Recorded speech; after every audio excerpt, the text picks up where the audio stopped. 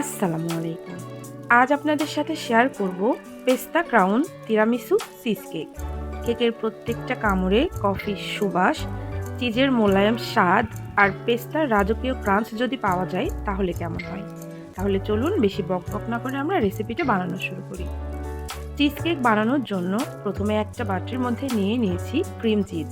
তার মধ্যে দিয়ে দিলাম চিনি। চিনি আর চিজটাকে খুব ভালো করে মিশিয়ে নিয়ে এর মধ্যে প্রথমে একটা ডিম দিয়ে ভালো করে মিশিয়ে নিতে হবে। এরপরে আরও একটা ডিম দিয়ে মিশিয়ে নিয়ে পাতলা একটা ব্যাটার তৈরি করতে হবে।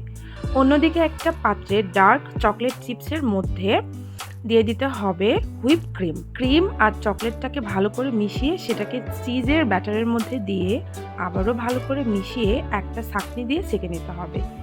এরপরে এই ব্যাটারটাকে একটা মোল্ডে ঢেলে ব্যাটারটা বেক করে নিতে হবে। পুরোপুরি বেক করলে হবে না, অল্প বেক করতে হবে যাতে ভিতরের অংশটা নরম থাকে।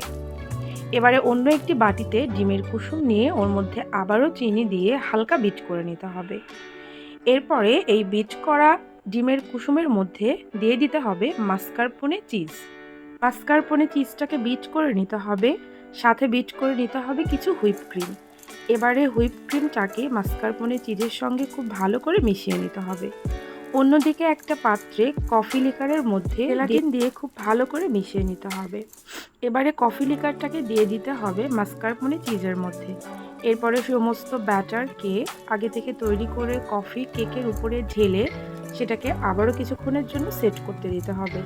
সেট হয়ে গেলে উপর থেকে কোকো পাউডার আর একেবারে ক্রাঞ্চি পেস্তা বাদাম দিয়ে গার্নিশ করলেই কিন্তু তৈরি হয়ে যাবে মজাদার পেস্তা ক্রাউন তিরামিসু চিজ কেক।